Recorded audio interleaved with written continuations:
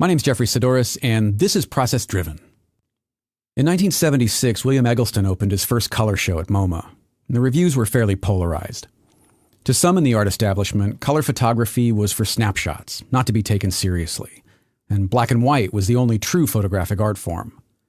But while one critic called the show perfectly banal, another called it a milestone and said that after it, black and white would seem slightly quaint and precious. In the 40 years since, it's almost impossible, at least for me, to imagine a photographic world without color. Don't get me wrong, I love black and white. It spent years shooting just black and white. But there's something to be said for the work of photographers like Fred Herzog, Steve McCurry, and Saul Leiter. We see in color, and when it's done right, photography can help us see our world differently through color, which is one of the things I love about the work of Ben Thomas. In Ben's series Chroma, color becomes almost a character, a necessary element to help communicate the narrative behind the work. When I first saw it, I knew I wanted to talk to him. And what I found is that each series that he's done over the past several years is an exploration of composition, texture, and color. And it all began with a project called CityShrinker. Here's my conversation with photographer Ben Thomas. Please listen carefully.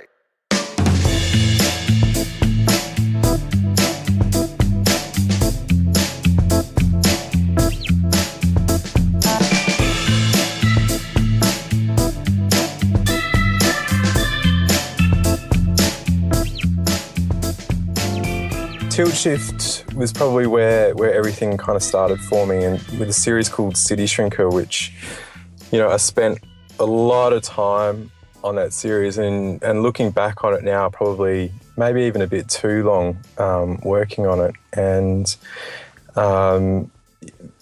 CityShrinker and tilt shift being such a niche kind of, category of photography. The one thing that I was really trying to push through that series to give it its own kind of feel was the color work.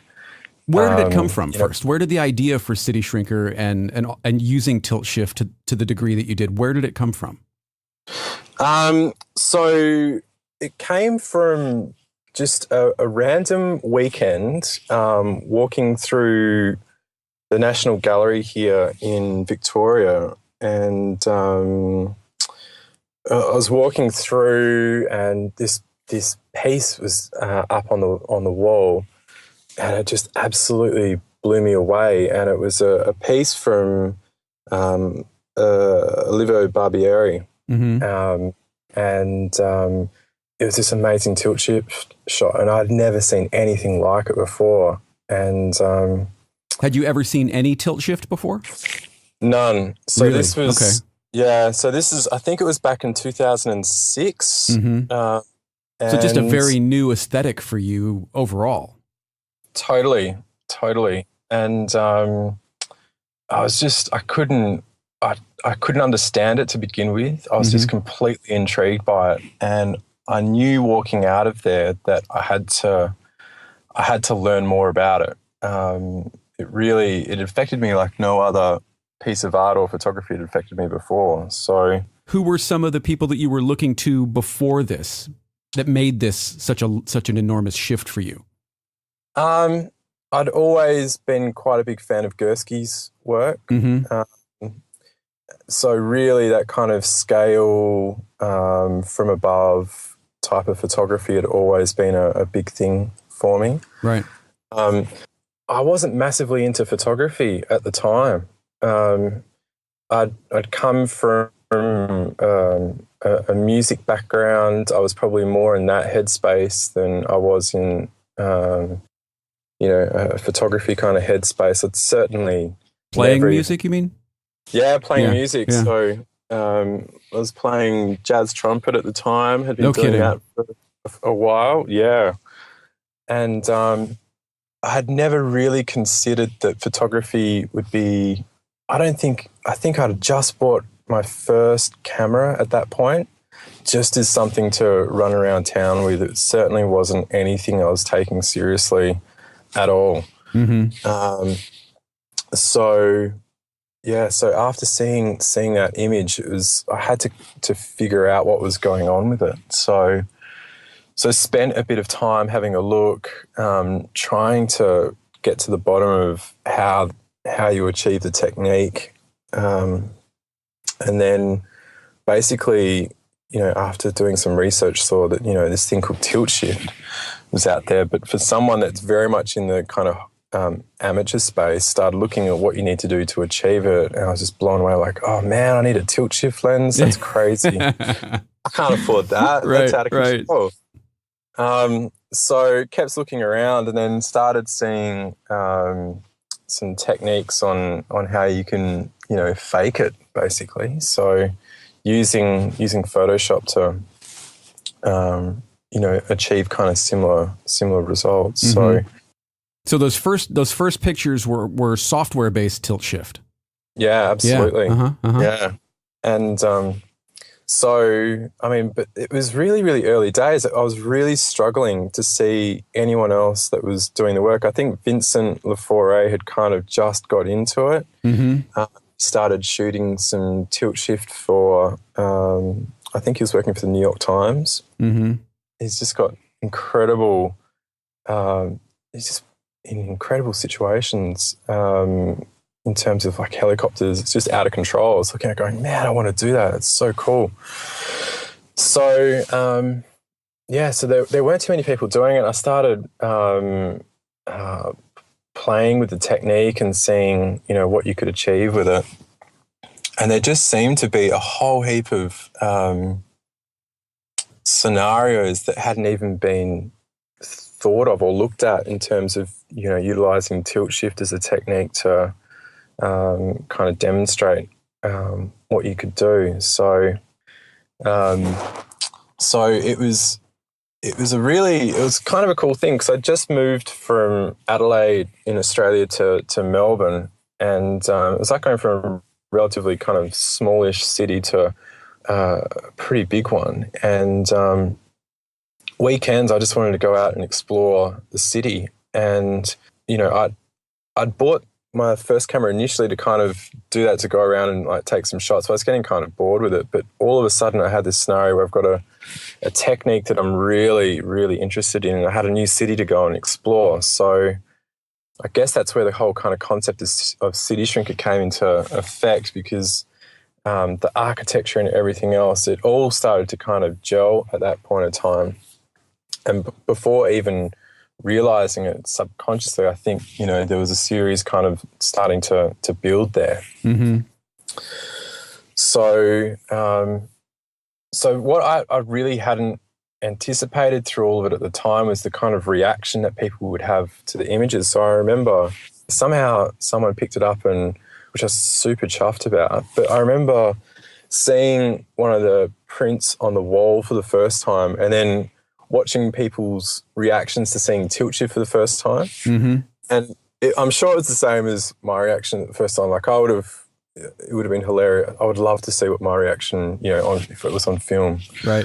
Looking back to see what it was. But people just like completely perplexed as to what's going on. Well, it is jarring. I mean, especially if you've never seen it before. We look back now and you can have tilt shift on your phone. Yeah. But at the time, I would imagine that not a lot of people had seen this. And so to your point, there was probably a lot of questioning about how it was done. Yeah, it was just great to see people go through the process. And it got from time to time, it would get quite hilarious as well. I'd have people, they'd get quite upset with me as well, thinking I'd kind of led them down the wrong path. So I remember... How do you mean? I was doing an interview with one particular blogger, and they'd got in touch going, oh, this is just totally insane work. I'm going, oh, okay, cool. No, thanks. That's really nice of you to say that. And then the further we went down in the interview, the more that it became apparent that they thought I had built model train sets. So they felt that you had somehow intentionally deceived them or something. Yeah, it was, So anyway, success at that point. I thought, right. Wow, this is great. So at what point in all of this newfound attention was the moment, the sort of aha moment where you said to yourself, hey, maybe this is something, maybe photography is something that I should be pursuing? Yeah, I think probably around 2009, 2010, Mm-hmm.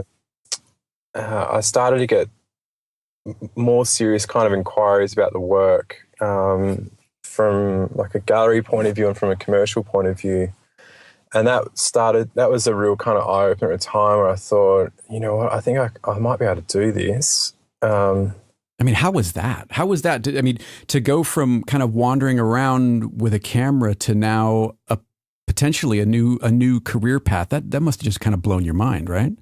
I was totally freaked out. I was really, really freaked out because the other thing was I didn't really have a network of people that I could talk to about this kind of stuff at the time as well. I was really flying pretty much solo. Mm-hmm. And, you know, at the time I had, you know, agencies in New York ringing up about certain jobs and all this kind of stuff. Yeah, but it was just total, like, I had no idea what I was doing. So, you know, I remember I got a phone call and they were talking about, oh, you know, we want licensing in this country for this amount of time over these mediums and everything else. And you're like, what? What are you talking about? What does that even mean? What are you talking about? So, yeah, that was a bit of a freak out. And then because I think tilt shift at the time, in terms of gear and technique, it's a super forgiving style of photography to get into. It masks all of your downfalls in terms of being a photographer. I think because, you know, 80% of that image is going to be blurred, you can get away with heaps. So technically, it was like a baptism of fire at that point when things started to get more serious. Because I mean, there was no formal photography training for me. Mm-hmm. I'd done some study in multimedia, spent some time on Photoshop. Historically, had done quite a bit of video work really, really early on. But in terms of SLR, still photography, it was all new. So, was there an expectation from the people that were reaching out to you, agencies and whatnot, that there was more of a photographic history behind this work? Yeah, definitely. Yeah. You know, I'd have people talking to me, you know, guys that are, you know, fully fledged photographers, people studying the field going, oh, that work, definitely medium format. I'm like, nope. No.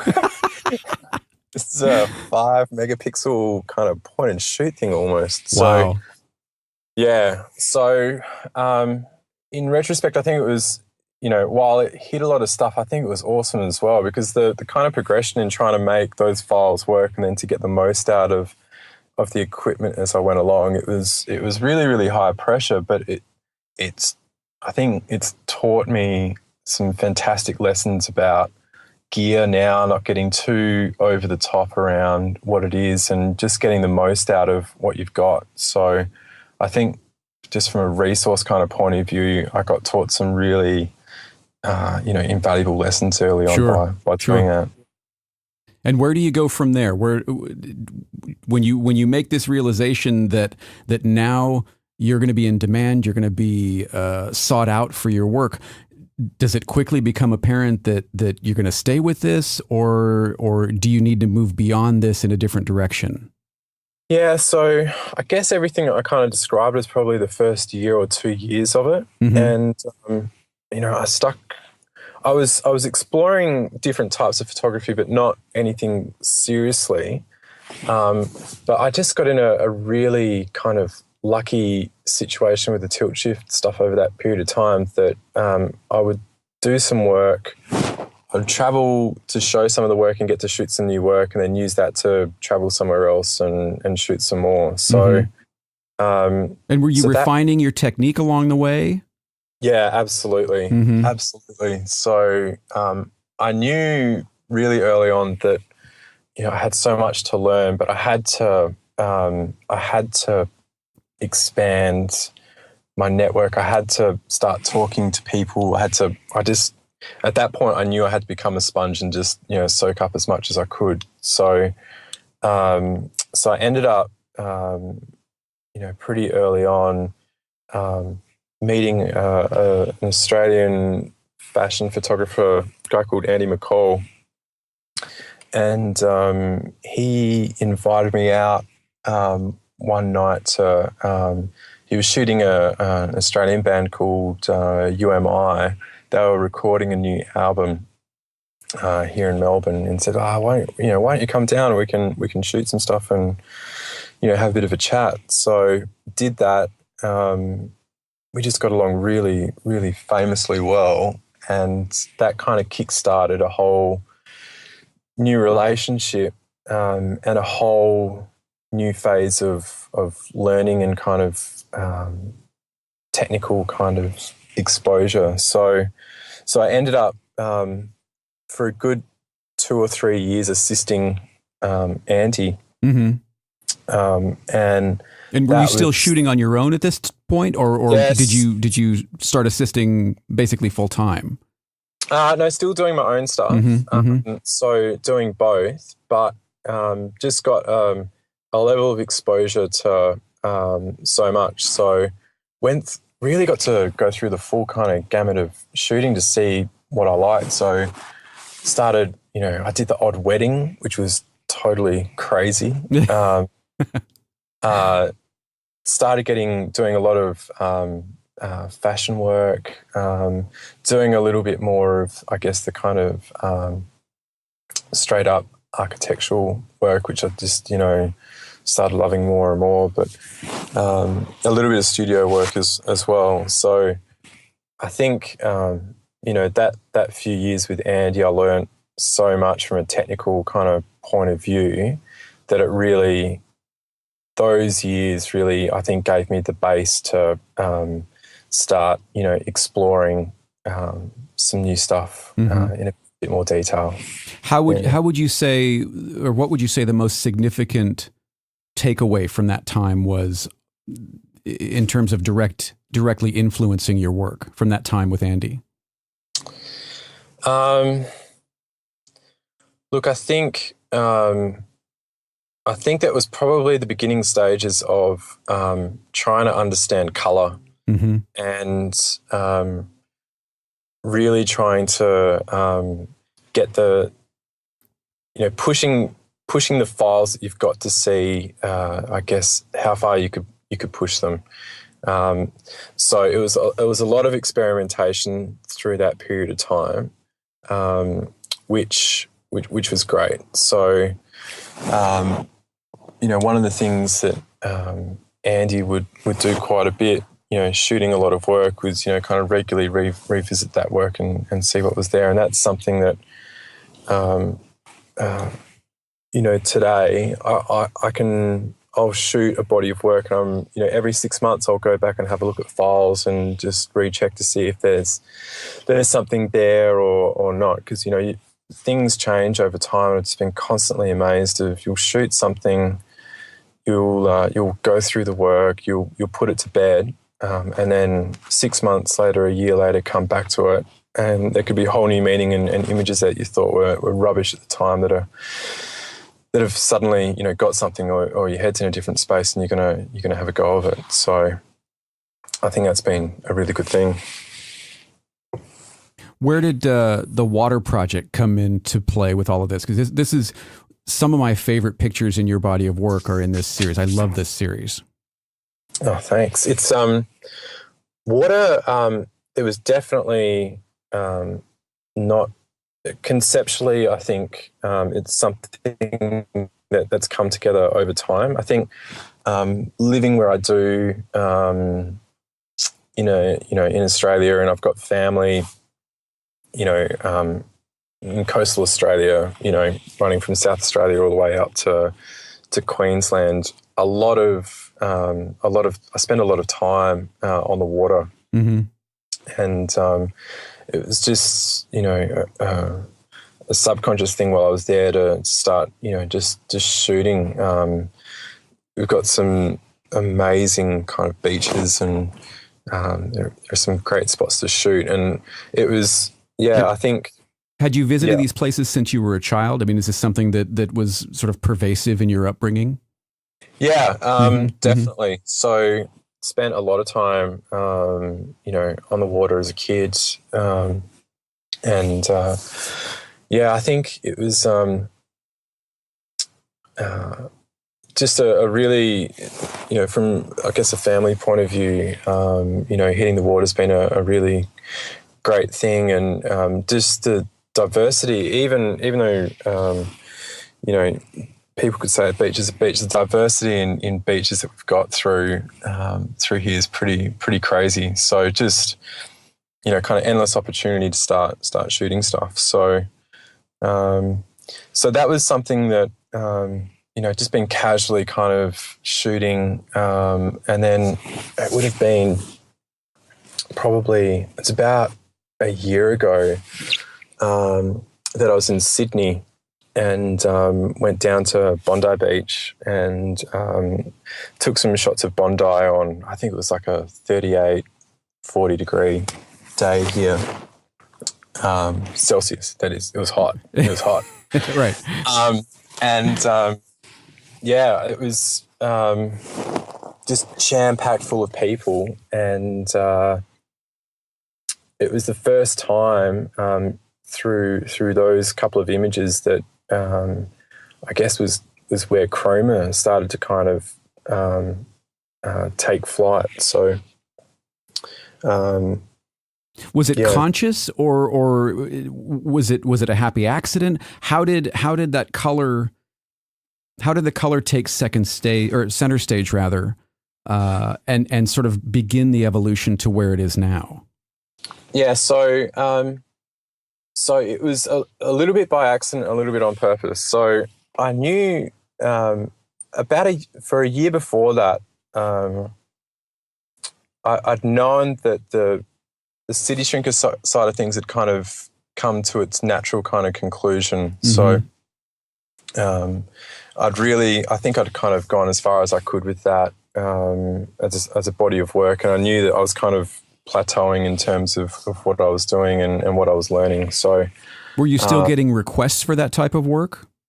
Yeah, yeah, I was. And it wasn't until around about June of last year I went, it's enough. I've got to stop. I'm selling it all. I'm selling all the tilt shift stuff. It's going to end. Wow. So I don't know if that's like that's been the wisest call. Right. I knew that was the one surefire way to kind of stop, was to get rid of the gear. So what do you say now when people call or email or ask for this type of work? Do you say, look, I just don't do that anymore. I've moved on to something else. Wow. Yeah, I do. It's well done, tough. Yeah, I know. It's been so tempting to dip back in. My goodness, but it was kind of a difficult thing at the time because I'd done a lot of work on CityShrinker from a color point of view. I think had tried to find some really great locations. I got super lucky in getting a book deal right at the end. Mm-hmm. Is this the Tokyo book? Yeah, Tokyo. So, and then, that was just a massive, massive undertaking to get all of that done. But the reaction to it was kind of shifting at that point of view. That I think people had seen quite a bit of it before, and I think, at that point in time, I was kind of struggling to push things any further. So I'd got an email, just this random email, one day from a guy called Jerome, and it was, in retrospect, I can't believe I opened the email. It was a really, really short email saying, "Hey Ben, really, really like your work. I've got a villa. You should come over." Wait a minute. Yeah, just click here, kind of thing. Right. Include your social security number and bank information. Totally. So I checked it out, and it was this great villa in Tuscany. It's a place called the Villa Lena Foundation to artist residencies. Yeah. So got back to them and said, "Yeah, this sounds amazing." And within about 48 hours or so, we'd kind of done the deal on it. And no kidding, that went that quickly. Yeah, it was super quick. And basically did the deal to spend a couple of months over there to produce some new work. So that was, I guess, a huge turning point at that point in time, because while I was working on new treatments and trying to kind of conceptually think about what to do, it was a real kind of stagnant kind of time. Nothing was kind of working. I think I was trying to force it too much to do something new. It was all a bit making the turn away from the tilt shift work, you mean? Yeah. It was all a bit. I was probably putting a lot of pressure on myself, but it wasn't kind of clicking. So that 2 months, I think I had about a 9-month lead up before it kind of came into place. So it was just a great thing, knowing that I was going to have 2 months to kind of switch everything off and just kind of produce while I was over there. So, and were there any expectations on you to be a part of this? I mean, did you have to produce a body of work that would be viewed or judged in any way, or was it 2 months of open time and produce whatever you can? It was 2 months of producing. It was the way they've got it structured is really great. So while you're over there, you do you get involved with the local schools, do some lessons. They've also got part of the villa. They've got some guests that will come and stay. So you'll come and do some talks and basically I was there with 8 or 9 other artists, different disciplines, and you get your own kind of space. People kind of wander around and have a bit of a look. So, and then at the end of it, you leave some work at the villa as part of it. But that was basically it. So, just a huge amount of time just to get stuck into what you want to get stuck into, which is just, I mean, I've never had that before. Just that kind of time to just work. Really. Mm-hmm. And did you know what you were going to produce when you got there, where you wanted to go with your work? No, I really had no idea. So I'd done this little bit of color work, that beach shot before, I guess this new color treatment I'd been kind of working on for a while. I used it with this beach work and it was kind of starting to work. I'm going, okay, I think there could be something here. Let's keep working with it. And on the way over to the villa, I spent a few days in Hong Kong and a few days in Shanghai shooting architecture over there. For a really, really long time, I just wanted to go shoot over there. So got some work over there and then got over to the villa, and it was pretty confronting when I got over there because getting into this place, it was kind of like, walking onto the kind of set of Big Brother in some respects because...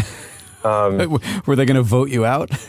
Oh, man, it felt like it on the first couple of days. It was crazy. Who's this guy? Yeah, totally. Well, because I'd spent a couple of weeks going and shooting this other stuff, the other artists had been in there for this. They do a group at, for these kind of seasons rolling through. So I rocked up. People had been there for about a week or two already. And we're all in this one building. It's like really, we're sharing the kitchen, we eat together.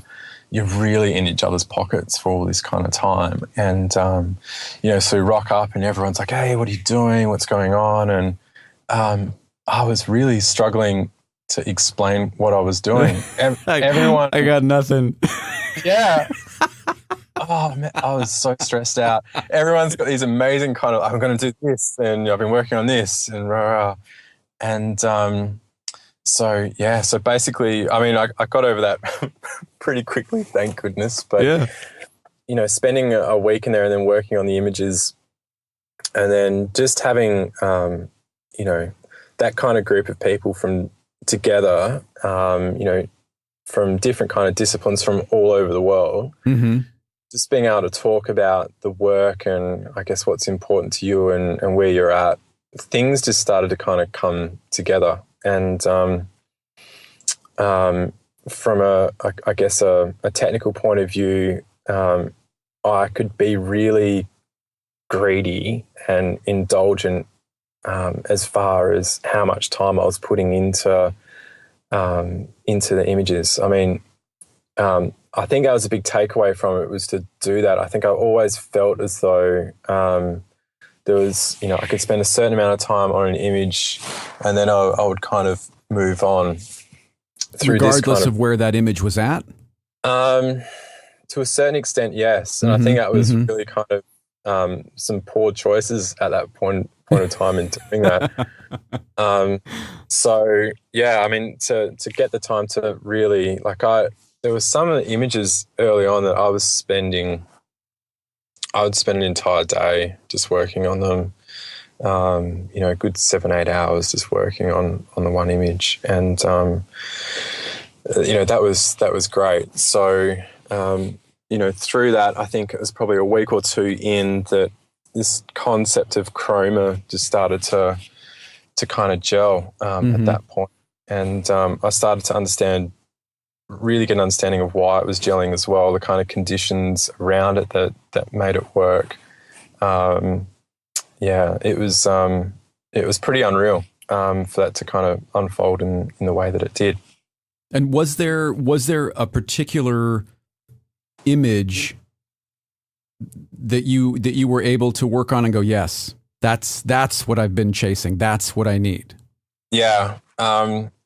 There were a few. There was an afternoon that I was in Paris, and I was walking down the main business strip, La Défense, which is architecture that I'd been really lucky enough to go to Paris a couple of times beforehand. It was like really all I'd been exposed to was that kind of traditional French architecture, with the plants outside the windows and all that kind of stuff. And then went down this strip, La Défense, and it was totally unreal. The architecture was just incredible, and clear blue skies. The light was just absolutely pristine, and that day of shooting.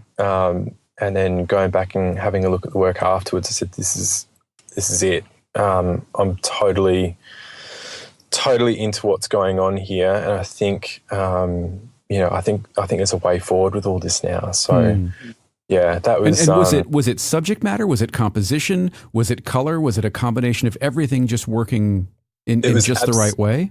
It was absolutely everything. Everything kind of clicked at that point. So, it was. I mentioned before that I'd got rid of all of the tilt shift lenses before I went away. It was actually just before this trip that I got rid of them all, and I picked up some new prime lenses. So I'd never really seriously shot prime to the extent that I was through this period. Shooting on prime, I had the treatment was kind of at a spot that was working composition wise. I'd done enough kind of testing in the weeks kind of leading up that I knew what was kind of working and what wasn't working. So so as soon as I saw all those kind of elements kind of come together, I knew it was it. It was great. It was, like total fist pumps in the studio. It was great. Now, how did you feel? Was it a similar feeling to that first experience with the tilt shift work? Because you had gotten here completely on your own, was it different? There was no real inspiration that led you to it other than your own experience?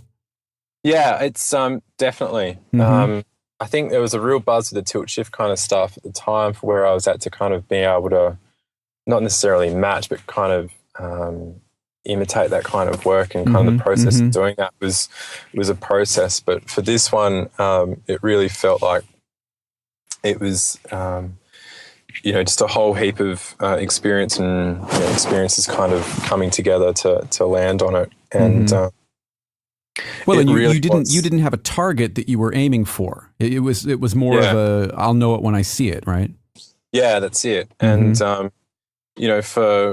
for a really long time, it'd probably been a couple of years at that point, I knew I wanted to do something else, but nothing had felt quite right. So there was, I was really excited, but I was also kind of really relieved at the same time that something was starting to click because, to be honest, at that point in time, in the back of my mind, I was thinking, if I go through this amazing opportunity of having a couple of months and I can't really land on anything, is this really, should I be continuing to do this kind of thing?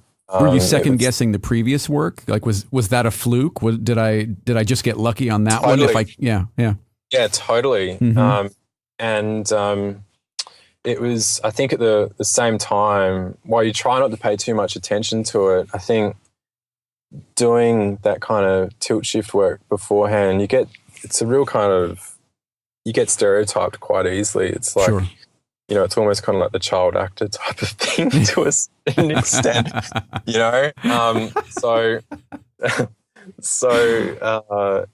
think, there was certainly a part of me that wanted to not necessarily prove it to anyone else, but prove to myself that, sure. We could do it. So, was there more apprehension about showing the initial Chroma body of work publicly than there was the CityShrinker project? Yeah, definitely. Yeah, definitely. I think, initially I'd just shown, the close group that I had that I was working with at the Villa, and just trying to get some feedback from them of what they, what their thoughts were. And how did they respond to it? Yeah, they really liked it. I got some really kind of valuable feedback as well. There was a bit of tweaking that happened through that kind of process. It was really good to get, some different perspectives on what it was. But probably the major thing that came from it, and this is something that I'd always struggled with, and I'd never really spent enough time thinking about it, was, well, what am I actually trying to achieve through the body of work? So I'd landed on some imagery that was appealing, and then I really needed to spend some time on thinking about, like, what does it mean? What do I actually want to do with this? Because I think having great color treatment and all this kind of stuff's great, but I think as far as a body of work is concerned, you've really got to have some direction in what you're trying to do with it. So that was probably the most important takeout for me through all of that, and through that kind of feedback loop with these guys, was to really think about what it is want to do with the series, and what that kind of underlying story behind it would be. Mm-hmm. So do you see a common narrative that runs through the entire body of work? I mean, even back CityShrinker up through Chroma and anti-Chroma? Yeah. So again, it's all kind of happened subconsciously, but I came to realize through this process that there's a kind of string that kind of goes through all these bodies of work that I've done. So we've had a bit of a chat about the CityShrinker side of things. There was another relatively short-lived series called A Session that I did, which was looking at kind of mirroring kaleidoscope kind of effects on cities. And I think earlier on I was talking about being resourceful with images. Mm-hmm. A Session kind of brought out this opportunity that I've had this massive library of images that I'd shot for CityShrinker, terabytes worth of images.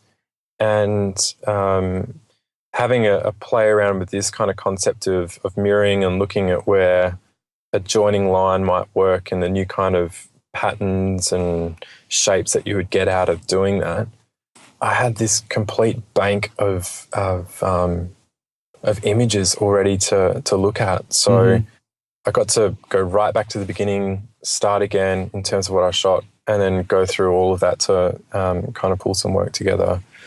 See, I find these images more jarring than the CityShrinker images in terms of making me have to look deeper.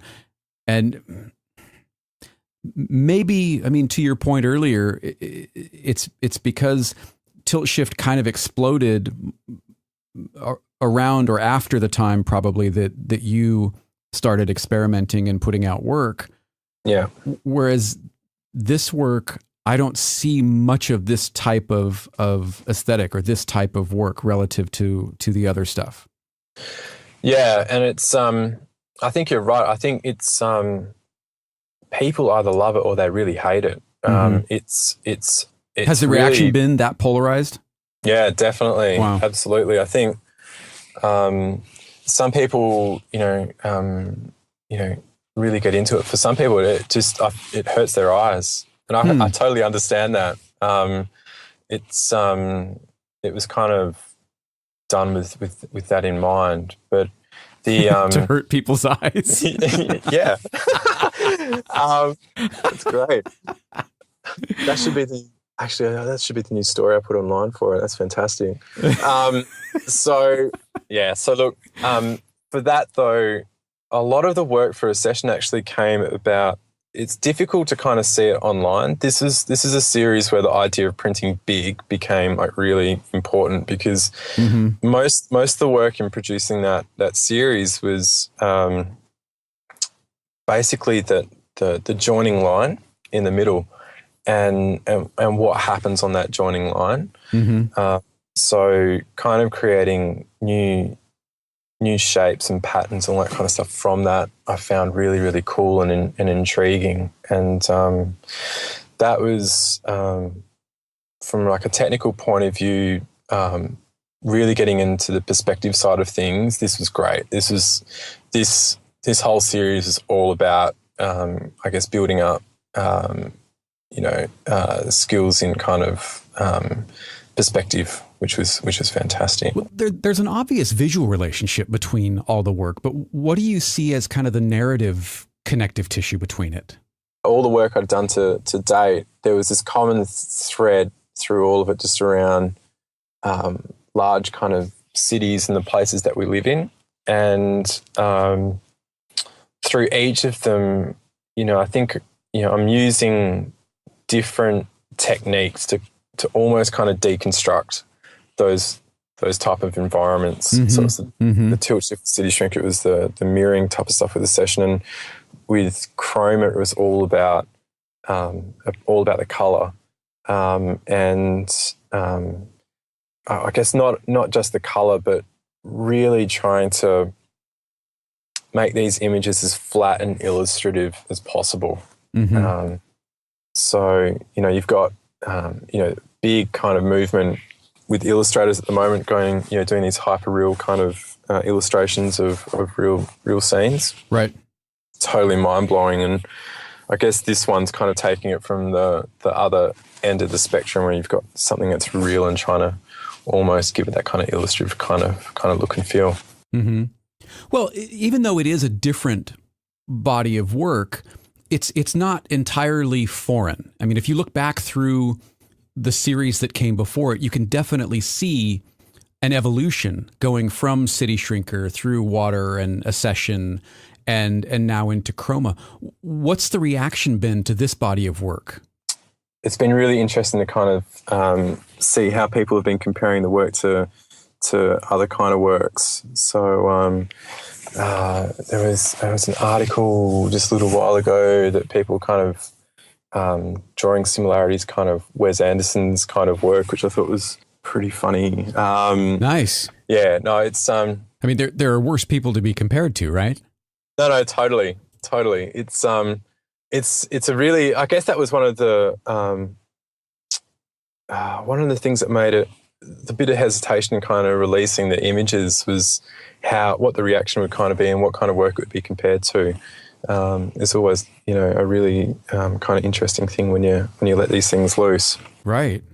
Hey, if you don't mind, I'd love to talk about your latest collaboration. Yeah. You don't mind? Yeah, we can talk about that. Okay. Because is it fair to say that your current collaboration came directly out of Chroma? Like, if Chroma hadn't existed, would this collaboration have happened? No, definitely not. Yeah. Definitely not. So it's really, really early days, but we've just started producing some work together. So basically, would have been a month or two ago, that came in contact with this illustrator called Henry the Worst, who's in LA at the moment, and he's just got a really it's just really fun, really hilarious kind of edgy illustration. But the thing about it is that his use of colour and the aesthetic that he's going for through that, I think just felt really complementary to the work I've been doing through Chroma. Mm-hmm. And we both, we got in contact with each other a couple of months ago, and started talking about the kind of work we were doing and what was on the horizon. And how did that come about? Before you go too far, did you see his work first? Did he see your work first? How did the initial connection happen? I think he dropped a comment on one of my images on Instagram, and started having a bit of a look and just got completely blown away with what he had. And I just jumped straight on and messaged him straight away. It's Instagram, the ability to be able to direct message now through there is just awesome. It's fantastic. Yeah. So yeah. So jumped straight on and said, "We got to talk, man. Your work is incredible.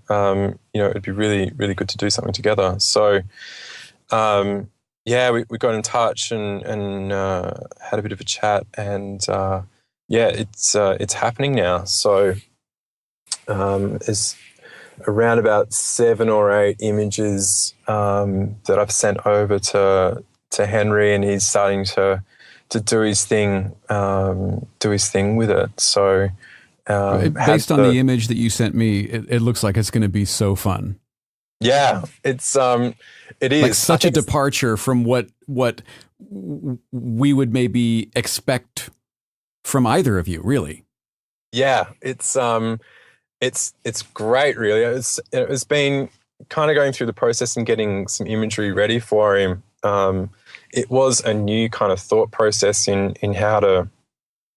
From a composition point of view, how to kind of tackle these type of scenes. So, so it's going to be. And do you know what he's doing with your plates, or is it a surprise as much to you as it is to us as an audience? Yeah, it's going to be a bit of a surprise, which I really love. Yeah. So, wow. So, and that's been. Kind of the cool thing through this is trying to get some shots together, and I've got kind of an idea of what might be possible with it, but Henry's got a completely different view of what it will be. What sort of the end product is this? Is it going to be a book? Is it going to be an exhibition? Do you know where you guys want to go with it? We're keeping it pretty open at the moment. So I think this first kind of round, this first round might not even be what gets released. I think this kind of initial bit's all about kind of getting a feel for what we can do, and I think from there we'll see what the body looks like. It might take us we might decide to go down a different path from there and do something a little bit different. But for right now, I think it's we're really in that kind of exploratory kind of phase to see what's going to kind of work between the two of us. Right. So collaborations aside, what's on the horizon? What's next for you in terms of solo work? Yeah. So it's a bit more on the Chroma side of things. So I've got been really fortunate to line up. I've got a solo show in London in April for the Chroma work, which fantastic. Is just gonna be congratulations. Awesome. Yeah, thank you. Really, really looking forward to it. So now you've also recently produced some selects as posters from Chroma, right? Are they doing well? Are they available? Yeah, posters are doing really well. So awesome. Good to hear. Yeah, it's been that's actually on the commercial side of things. That's been a real kind of challenge with Chroma in that previously with the other series, I'd produced my own limited edition prints and sold them online, and I made the decision with Chroma to kind of, I guess, to not to do it properly, but to hold out on producing the prints until we had a show ready to go. So it's been kind of crazy. Those posters went up only a few weeks ago, but up until then, I'd really had nothing up there for sale, which it had been a really, really hard thing to do with so much interest in the prints. So so really, really looking forward to getting these prints up and ready for the show. And it's going to be something a little bit different this time, in that I'm just going to be printing at such a huge size for these ones. What are you printing at? So mostly the prints are going to be 1.5 meters wide. So what's that? I think it's going to be about 60 inches. 60 inches wide? Yeah. So like 80, 90 inches tall? Yeah. Wow. Yeah. Depending on the aspect for That's a big these print, ones. So, yeah, they're gonna be big ones. So, so that's gonna be great. The guys that I'm doing the show with are some fantastic printers. Guys called the Print Space out of London. They've just been doing some phenomenal work over the last couple of years. So, really exciting to be working with those guys on getting all the prints ready to go. Well, it's such a terrific body of work, and like I said at the top, it's so recognizable without, at least to my eye, without seeming gimmicky. Mm. It doesn't seem like you set out to go, I'm going to do something really different so I can be really different. It does seem, especially after talking to you about it, it does seem like a very honest exploration, the result of a very honest exploration. Yeah, I think it's just a culmination of a lot of hours. There's that whole theory around the 10,000 hours to really become good at something. And I'm not saying I'm great by any means, but I've probably put in the 10,000 hours, and looking at what that's done over time, just piece by piece, being able to kind of push things a little further to understand what's going on, like the amount of time, trying to figure out, particularly with raw files, how far can you push them? What happens when you do this? What happens when you do that? When you start mixing this and that, what happens? Really trying to get, and this is where probably some formal training early on would have been fantastic. But but at the same time, that kind of organic kind of way of trying to just figure out what's going on, I think, has just been really useful. Sure. In the end, well, and you learn the way you've done it. You could argue that going to school or learning to do it the right way in some ways prohibits you from learning to do it the wrong way. Yeah, I totally believe that. I think so many aspects of my life, it's been about just kind of trying to jump in the deep end and kind of figure out how it all kind of works. But yeah, doing it in a way that you don't really know what's kind of right or wrong. I think that's absolutely the best way to learn.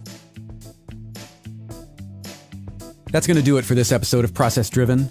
If you'd like to see the projects that we discussed, including Chroma, A Session, and CityShrinker, head over to Ben's website at benthomas.net.au. You'll also find links there to follow him on Twitter and Instagram.